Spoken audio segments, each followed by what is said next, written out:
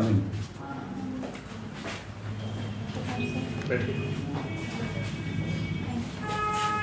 Graduation आपने कब किया है? 2014। इसके बाद आपने और कोई डिग्री ली है? ये सर 2016 में मैंने पोस्ट ग्रेजुएशन किया और 2017 में बीएड की। बीएड भी किया है? जी सर। तो अभी आप क्या कर रही हैं? सर अभी सिविल सर्विस की प्रिपरेशन कर रही हूँ।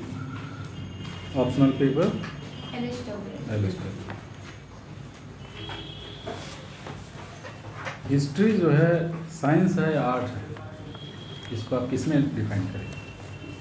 सर आप हिस्ट्री को साइंस और आर्ट दोनों में ले सकते हैं, क्योंकि चूँकि हम लोग तो हिस्ट्री को आर्ट में पढ़ते हैं, लेकिन जो हिस्ट्री पढ़ने का जो तरीका होता है और उसमें जो अन्वेषण किया जाता है उसमें साइंस पद्धति का भी यूज किया जाता है। हिस्ट्री कब साइंस हो जाता है? सर जैसे कि कुछ अवशेष मिलते हैं तो उनका जो हम लोग के ज्ञान पद्धति का जो अवलोकन करना होता है, तो उसमें क्या लोग साइंस की सहायता पड़ती है और उसके अकॉर्डिंग में पीरियड का पता चलता है। LSW आपका ऑप्शनल है, हिस्ट्री छोड़ के आप LSW क्यों रखी है? जी सर, जब मैं सिविल सर्विस की प्रिपरेशन कर रही थी तो उसमें मैंने सारे सब्जेक्ट का अवलोकन किया, तो मैंने हिस्ट्री को ग्रेजुएशन में पोस्ट ग्रेजुएशन के समय पढ़ा था और उसका सिलेबस मुझे बहुत विशाल लगा, और तो उसके अकॉर्डिंग मुझे अपने घर के साथ साथ पढ़ाई करनी थी, तो इस कंपेरिजन मुझे LSW का सिलेबस बहुत अच्छा लगा। और प्लस मेरे रिलेटिव भी थे, तो उनसे जब मैंने ये एडवाइस मांगी तो उन्होंने मुझे LSW दिया। आपने पीजी किया है हिस्ट्री से, हिस्ट्री में पीजी करने के बाद तो सारी जानकारी आपको मिल गई होगी हिस्ट्री से संबंधित। चलिए, क्या आप स्वतंत्रता होती है विषय चुनने की, ठीक है। तो ये सबसे बड़ा चीज़ है कि आप किसी भी विषय को लेकर के आप मुख्य परीक्षा पास कर सकते हैं। ये आपकी एक्स्ट्रा टैलेंट को दिखाता है कि आप MA हिस्ट्री से करके आप LSW से ऑप्शनल रख करके आप पास करते हैं। आप बताइए, हड़ताल और तालाबंदी क्या है? सर हड़ताल और तालाबंदी को औद्योगिक विवाद 1947 के तहत परिभाषित किया गया है। सर हड़ताल मुख्यतः श्रमिकों के द्वारा किया जाता है, जबकि तालाबंदी नियोजक के द्वारा किया जाता है। अच्छा, हड़ताल कब किया जाता है? सर ये जब किसी एक समस्या, मतलब कोई ऐसा समस्या जिससे सारे उस कंपनी के जो वर्कर हैं एक समस्या से मतलब सारे श्रमिक प्रभावित होते हैं, तो उसके अपनी बात मनवाने के लिए नियोजक के पास अपनी बात कहते हैं। जब नियोजक नहीं मानता तो फिर वो इस हड़ताल का सहारा लेते हैं। इसके संबंध में कोई विधिक प्रावधान है क्या? यस सर, इसके अंतर्गत हड़ताल को परिभाषित करते हुए कहा भी गया कि हड़ताल जब अगर आप करने जाते तो आपको 14 दिन पहले आपको नोटिस देना होता है कि हम हड़ताल करने जा रहे हैं। अच्छा। अगर आप 14 दिन पूर्व सूचना दिए बिना अगर आप हड़ताल करते हैं तो उसे अवैध माना जाएगा। हड़ताल और तालाबंदी से संबंधित कुछ प्रावधान है क्या, विधिक प्रावधान? Sorry sir. Trade union act 1926 में कैसे परिभाषित किया गया?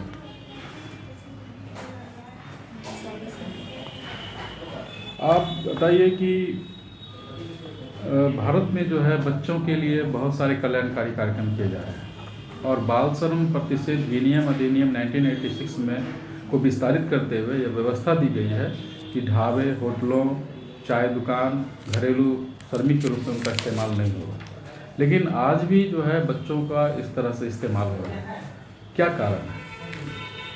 इसके पीछे बहुत सारे कारण हो सकते हैं, लेकिन सबसे वजह जो मेरी नज़र में समझ में आता है सर, इसका सबसे बड़ा वजह होगा गरीबी, क्योंकि आज भी मतलब गरीबी का स्तर बहुत अधिक है भारत में। तो लोग अपनी जीविकोपार्जन के लिए अपने साथ साथ अपने परिवार बच्चों को भी लगा देते हैं, और साथ ही साथ शिक्षा भी एक समस्या है। लोग इतने शिक्षित नहीं हैं और शिक्षा का महत्व इतना समझ नहीं पाते हैं, तो फिर लोग बच्चों से बाल श्रम करवाते हैं। यदि आप SDM हैं किसी क्षेत्र के और वहाँ पे बाल श्रम से संबंधित आपको बाल श्रम में संलग्न बच्चे दिख जाते हैं, तो आपका क्या स्टेप रहेगा? जैसे अगर मैं किसी एरिया की SDM हूँ और जब मुझे किसी जगह पे बाल श्रम बच्चे अगर दिख रहे हैं, बाल श्रम कर रहे हैं, तो सर मैं पहले वहाँ पे जाकर पता करूँगी कि वो मतलब पार्ट टाइम में मतलब स्कूल अगर स्कूलिंग वो कर रहे हैं, अब हो सकता है वो अपने फैमिली मेम्बर का है, अगर वो तो हम आश्रम में नहीं लेंगे, अगर वो पार्ट टाइम में कर रहे हैं तो पहले मैं ये करूँ कि वो फुल टाइम है या फिर पार्ट टाइम है। तो फिर उसके बाद में सर उन्हें जो आश्रम प्रतिषेध अधिनियम है उसके अंतर्गत में उसके लिए जो प्रावधान किए गए हैं उसके अनुसार मैं उनके लिए कुछ कार्यक्रम करूँगी। इसमें दंड का क्या प्रोविज़न है? बाल श्रम को जो करवाते हैं किसी बच्चों से, तो इसमें क्या दंड दिया जा सकता है? सर जो बाल श्रम करवाते हैं उनके लिए एक दंड का प्रावधान किया गया है। कुछ राशि निर्धारित की गई, शायद 20 लाख उससे कर दिया गया है। शायद से काम नहीं चलेगा।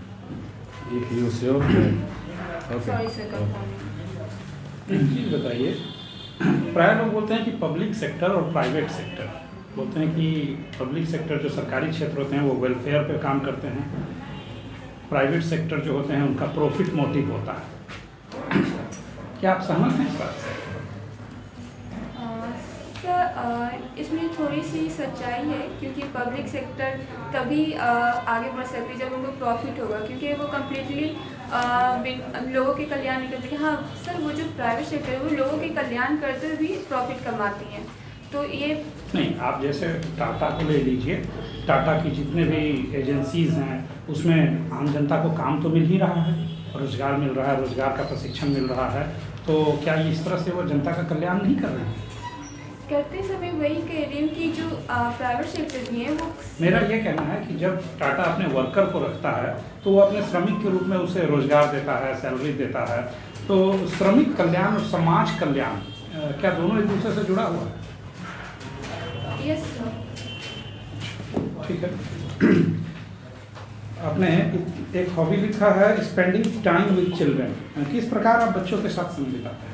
सर बच्चों के साथ उनके मनपसंद खेल खेलकर उन्हें जिसमें खुशी मिलती है उस तरह खेल खेलना पसंद करते हैं, उस तरह मैं भी उनके साथ खेलती हूँ। आजकल तो ज़्यादातर बच्चे मोबाइल के साथ टाइम बिताना पसंद करते हैं। सर वो टाइम मोबाइल के साथ बिताना इसलिए पसंद करते हैं कि पास वैसा माहौल नहीं होता।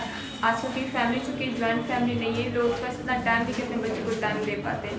लेकिन अगर हम लोग बच्चों को अपना पर्सनल टाइम दें तो ऑब्वियस वो हमारे साथ एक्टिविटीज़ में पार्ट लेते हैं और उसके में ही वो खुश होते हैं। ठीक है। ये बताइए, आपने अपनी प्रायोरिटी पुलिस सेवा को दी है, ये बतलाइए कि यदि आप एक सब डिवीज़न में पुलिस ऑफिसर हैं, डीएसपी हैं आप, और यदि कोई व्यक्ति आपको आकर यह शिकायत करता है कि उसके पड़ोस के पार्क में कुछ एंटी सोशल एलिमेंट्स प्रत्येक शाम इकट्ठा होते हैं, शराब पीते हैं, जुआ खेलते हैं, या कुछ एंटी सोशल योजना बनाते हैं या कुछ ऐसे काम करते हैं जो आपत्तिजनक हो, और वो व्यक्ति आपके पास आकर यह भी कहता है कि वो शिकायत लिखित में नहीं दे सकता आपको क्योंकि इससे उसकी जान को खतरा हो जाएगा, तो फिर आप किस प्रकार से एक्शन लेंगे? यस सर, अगर वो मेरे पास आता है शिकायत करने और वो लिखित में नहीं भी देना चाहता है तो सर मेरे पास से ये अथॉरिटी रहे कि मैं पार्क में तो कोई भी जा सकती हूँ, वहाँ पे जाकर देखूँगी कि उनके अनुसार जो मुझे सूचना मिली है वो कितनी वास्तविकता में सही है या गलत है। अगर ऐसा कुछ होगा मैं उसे अपने तरीके से नियंत्रित करने का प्रयास करूँगी। अच्छा, मान लीजिए वो व्यक्ति के पड़ोस में खाली फील्ड है और उस पर 10-20 लोग आकर के सिगरेट वगैरह पीते हैं, कोई गैर कानूनी काम नहीं करते हैं, लेकिन एक पब्लिक गैदरिंग कर रहे हैं जिससे उसको थोड़ा डर जैसा महसूस हो रहा है, तो फिर आप क्या एक्शन ले सकते हैं? सर मैं उन्हें पहले तो पब्लिक प्लेस में सिगरेट पीना मना है और फिर ये तो कानून का उल्लंघन हो, तो पहले मैं ये बताऊंगी कि सर आप ये इलीगल कर रहे हैं, मैं उन्हें बताऊंगी आप ये काम यहाँ नहीं कर सकते हैं, और फिर भी अगर ऐसा वो करते हैं तो जो उसके कानून है मैं उसके अकॉर्डिंग एक्शन लूँगी। अच्छा, ये बताइए कि अगर आपको महिलाओं से संबंधित प्रकोष्ठ का अध्यक्ष बनाया जाता है तो शिकायत निवारण, शिकायत को जल्दी से रिड्रेसल करने के लिए आप क्या क्या काम करेंगे? यस सर, अगर मुझे महिला प्रकोष्ठ का अधिकारी बनाया जाता है और अगर महिला से जो शिकायत आती है तो सर मैं उसमें ये कोशिश करूँगी कि वो जो भी समस्याएं आती हैं वो बिना विलम्ब मेरे पास पहुँचे, किसी तरह का विलम्ब ना हो, और उसमें मुझे जितना त्वरित जल्दी कार्रवाई करते पॉसिबल होगा मैं वो काम करेंगे। महिलाओं की पुलिस विभाग में कम भागीदारी क्यों है? यस सर, क्योंकि पहले महिलाएं खुद उतनी एजुकेटेड नहीं थी और वो इस पोस्ट में ज़्यादा इंटरेस्टेड नहीं रहती थी, तो इसलिए वो घर पे काम या फिर ऐसे वर्क को करना प्रेफर करती थी जो फिजिकल वर्क से रिलेटेड ना हो। लेकिन अब लोग एजुकेटेड हो रहे हैं, लोगों का ध्यान आ रहा है, अब लोग इस फील्ड में भी आगे बढ़ रहे हैं। आपने ग्रेजुएशन हिस्ट्री से किया है, बताइए सिजदा पैबोस क्या होता है या किस काल में था? जैसे सिजदा पैबोस मध्यकाल में बलबन के शासनकाल में इसे लागू किया गया था और इसमें सर एक प्रथा थी, ये ईरान से ग्रहण किया गया था, बलबन इसे लागू किया था और इसके अकॉर्डिंग दरबारियों को उनके पैर को चूमना होता था और उनके सामने सर कितने उनके नंबर ऑफ सीट्स हैं एनडीए के? Sir 122, total 122। आप कन्फर्म हैं 122? सर जो जीत मिला वो टोटल 122 है और एनडीए को 74 और जो उनके साथ दल थे जेडीयू को 43 मिले। एनडीए को 74 मिला या बीजेपी को 74 मिला? सॉरी सर, बीजेपी को 74 मिला। एनडीए के सभी घटक दलों के नाम बताइए जो बिहार में है। सर सारी का नाम मुझे याद नहीं है। कौन सी पार्टी सबसे बड़ी पार्टी हुई बिहार चुनाव में? Sir Bharatiya Janata Dal party, Bharatiya Janata party है। राष्ट्रीय जनता दल पार्टी। अच्छा, एक बताइए, आसियान का नाम जानती हैं? ये कैसी संस्था है? सर ये दक्षिण पूर्वी एशियाई कंट्रियों का एक समूह है। इसके कुछ देशों का नाम बताइए। Philippines, Laos, Cambodia, Vietnam, Indonesia, Singapore. इसके 2 देश इसके एसोसिएट मेंबर हैं, वो कौन कौन से 2 देश हैं? सॉरी सर, आपने हॉबी में दिया है स्पेंडिंग टाइम विद चिल्ड्रेंस, तो क्या इसके लिए आप कोई सोशल वर्क भी करती हैं? No sir.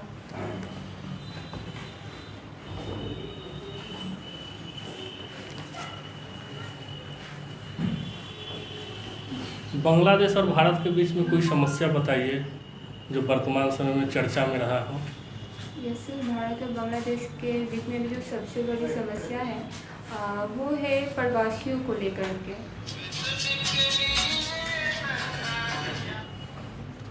कोई नदी विवाद भी है क्या भारत और बांग्लादेश के बीच? अभी तक सॉल्व नहीं हुआ है। हेलो। सॉरी सर, याद नहीं। ठीक है।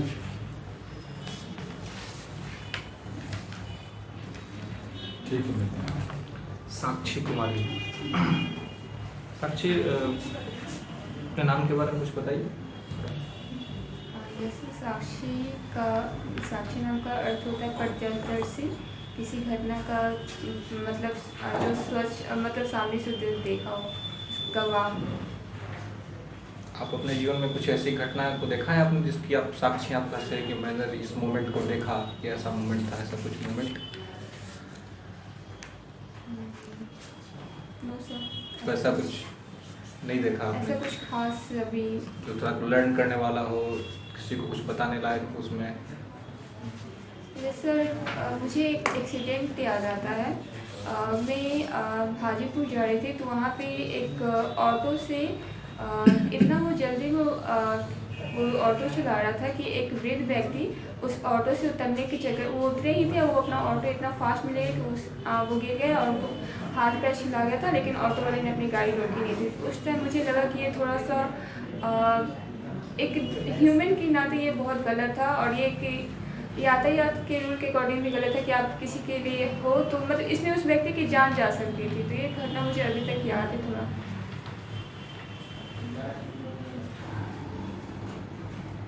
हिस्ट्री क्या है, इतिहास क्या है? सर इतिहास इसके अर्थ सब में इसका अर्थ छुपा हुआ। जैसे सर इतनी मतलब बीता हुआ हास्य मतलब कहानी तो एक समान अर्थ है कि बीती हुई कहानी का एक हम इतिहास के अंतर्गत करते हैं। लेकिन सर ये सिर्फ इतना ही नहीं है, इसके अंतर्गत हम लोग बीते हुए समय की घटनाओं का अध्ययन करके आप वर्तमान में उससे संबंधित शिक्षा लेकर के उसका जीवन में अपना करके भविष्य के लिए नए प्लान बनाते, योजनाएं बनाते। तो ये सारी शिक्षा भी हमें इतिहास से सीखने को मिलती है। मतलब आप ये कहना चाहती हैं कि जो सामान्य तौर पे परिभाषा दिया जाता है कि अतीत के अध्ययन को इतिहास कहते हैं, वैसा कुछ नहीं है। इतिहास सब कुछ नहीं हो सकता है, ऐसा कह रही है क्या? सर मतलब मैं कह रही हूँ कि इतिहास इतना ही नहीं कि वो बीती हुई कहानियों को ही हम इतिहास कहेंगे। इतिहास एक विशाल मायने लगता है, विशाल अर्थ है उसका। तो अध्ययन हम किसका करेंगे? जो हम अध्ययन करते हैं तो क्या वो सब चीज़ें को अध्ययन कर लेते हैं या कुछ छांट लेते हैं उसमें से कि अच्छा इसका अध्ययन करना, इसका नहीं करना? सर इतिहास के अंदर हम पिछले बीते समय में जो भी घटनाएं होती हैं, जो है वो राजनीतिक हो, आर्थिक हो, सामाजिक हो, ये सारे समस्त पहलुओं का अध्ययन करते हैं। हाँ, मतलब कि जो सोसाइटी को इम्पैक्ट करता हो, वो चाहे पॉलिटिकल लेवल पे, कल्चरल लेवल पे, एजुकेशनल लेवल पे, रिलीजियस लेवल पे, तो वहाँ पे आप ये चीज़ें कर सकते हैं। अच्छा, धर्मनिरपेक्षता क्या है? धर्मनिरपेक्षता का अर्थ है कि आप किसी भी धर्म को लेकर एक पार्टिकुलर सोच नहीं बनाते हो। आप सारे धर्म के डेवलपमेंट के लिए और उसके प्रोग्रेस के लिए काम करते हो। सारे लोगों को एक समान आप अधिकार देते हो। आप ये मानती हैं कि भारत एक धर्मनिरपेक्ष राष्ट्र है? Yes sir.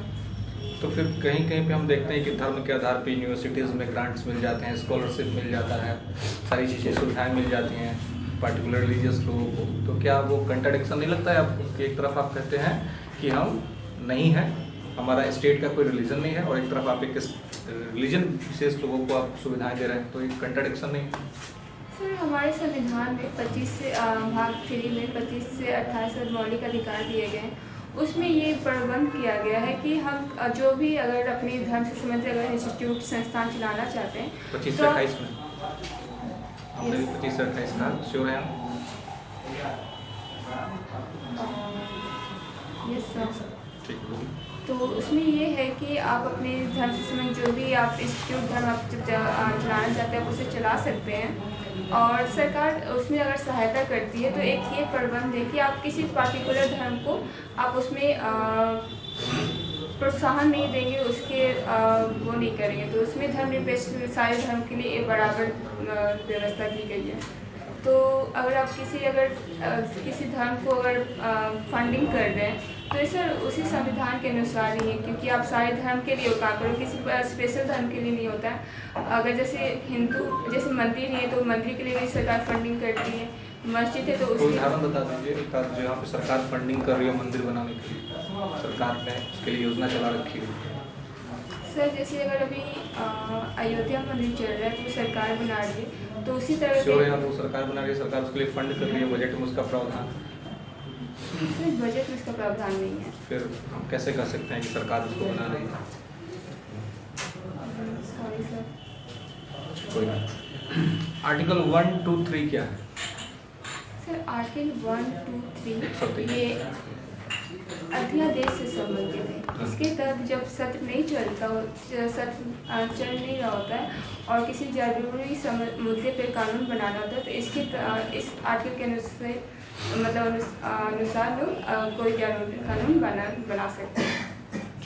अच्छा साक्षी, आप अभी वर्तमान में साक्षी हैं किसान बिल का? वर्तमान में किसान बिल का तो साक्षी है ना, आप देख रही है ना क्या हो रहा है देश में? क्या है ये किसान बिल और क्यों इस पर इतनी आपत्तियाँ हो रही हैं, झगड़े हो रहे हैं? सर किसान बिल तो कानून बन चुका है।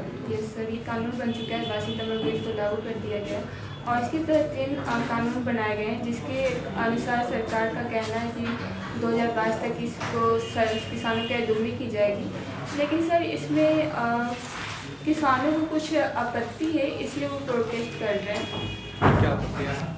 सर किसानों को ये लगता है कि इसके अंतर्गत APMC समाप्त हो जाएगा, फिर जो MSP मिल जाता वो नहीं मिलेगा, तो इस वजह से वो इसका प्रोटेस्ट कर रहा है।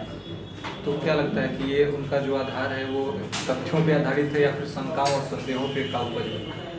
क्या है सर ये थोड़ा सा लोगों को मन में तथ्य भी है और थोड़ा सा वो सही भी है, क्योंकि इसमें सर जब कानून बनाएगा तो लोगों से पब्लिक मतलब जो पब्लिक पार्टिसिपेशन होता है वो बहुत कम है, लोगों से पार्टिसिपेशन इसमें नहीं किया गया। तो जब कोई कानून बनता है अगर इसमें पब्लिक पार्टिसिपेट करती है तो वो ज़्यादा ये सही होता है। किस प्रकार का पब्लिक पार्टिसिपेशन आप चाहते हैं किसी कानून में बनने में? Yes sir. लोकसभा से पास हुआ, फिर राज्यसभा से पास हुआ, प्रोसेस वही है, अंडर प्रोसेस वर्क हुए, तो कौन सा पार्टिसिपेशन आपको नहीं दिखता है? कोई भी कानून बनता है या फिर हम कोई नया कानून लाने वाले होते हैं तो पहले हम उससे संबंधित जो भी संस्थाएं होती हैं, संगठन होते हैं, उनसे बैठकर एक विस्तृत जानकारी प्राप्त करते हैं कि इसमें क्या क्या किया जाए, लोगों को भी क्या समस्या है और हम ऐसा करेंगे तो इसका क्या इफेक्ट पड़ेगा। तो इस तरह का किसी बिल में ये नहीं किया गया था। तो पूरा रिसर्च करके ही कानून बना है। अरे जो रिफॉर्म्स थे, क्योंकि जो रिफॉर्म्स आपने देखा होगा बिल को, वो रिफॉर्म्स ऑलरेडी भारत के कुछ स्टेट्स में लगभग है। महाराष्ट्र एक एग्जाम्पल है उसका, नहीं तो सरकार ने तो कह दिया कि एमएसपी हम खत्म नहीं कर रहे हैं। तो एमएसपी वाली तो समस्या कोई खास नहीं है, समस्या एपीएमसी का। तो एपीएमसी क्या है? Sir agriculture produce marketing committee है। इसके अंतर्गत सरकार एक मंडी का गठन करती है और जो किसान होते हैं वो अपने उत्पादन को उस मंडी में बेचते हैं। अच्छा, अगर आप मान लीजिए कुछ देर के लिए कि आप ही देश की प्रधानमंत्री हैं और आपकी नहीं ये कानून बनाया और रिस्पॉन्सिबिलिटी आप ही के ऊपर है और किसान इतने हंगामा कर रहे हैं, आप क्या कर सकती, क्या चीज़ें ठीक कर देती ताकि चीज़ें ठीक हो जाती? सर अभी जो प्रोसेस चल रहा है किसानों से बातचीत करके इसका सॉल्यूशन निकाला जा रहा है, तो सर ये एक सही तरीका है। ये इसका सॉल्यूशन जब बात करके ही निकाला जा सकता है। आपके हिसाब से कौन सा सॉल्यूशन से ठीक लगता है, क्या कर सकते हैं इस बिल में? सर इसके लिए वही बात करके हम लोग उनकी जो समस्याएं होंगी और इसमें जो कानून से उनको प्रॉब्लम होगा उसके अकॉर्डिंग हम लोग देखेंगे इसमें क्या सही है। आप बता दीजिए ना क्या कानून है और क्या सॉल्यूशन है, बस 2-3 पॉइंट्स बता दीजिए। क्या प्रॉब्लम है, क्या सॉल्यूशन है? सॉरी सर इतना डिटेल में नहीं पता। कोई नहीं। सिटीजनशिप अमेंडमेंट एक्ट 2019 के बारे में जानते हैं? Sorry sir. Citizenship amendment act 2019, जी सर। उसके बारे में कुछ जानती हैं आप? Yes sir. इसके थ्रू जो हमारे पड़ोसी देश है उसके उसमें से अल्पसंख्यक प्रवासियों को अपने देश में नागरिकता देने की बात कही गई है। कौन कौन से लोग हैं इसमें शामिल?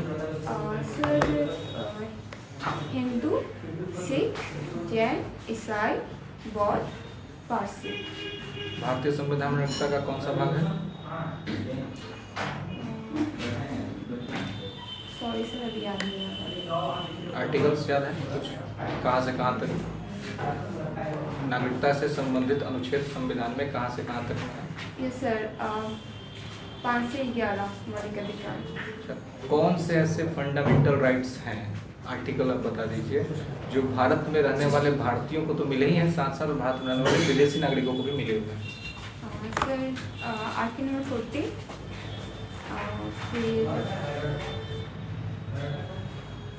फिर 32 कौन सा अभी और रिकॉर्ड नहीं कर पा रही। ठीक है। Thank you sir.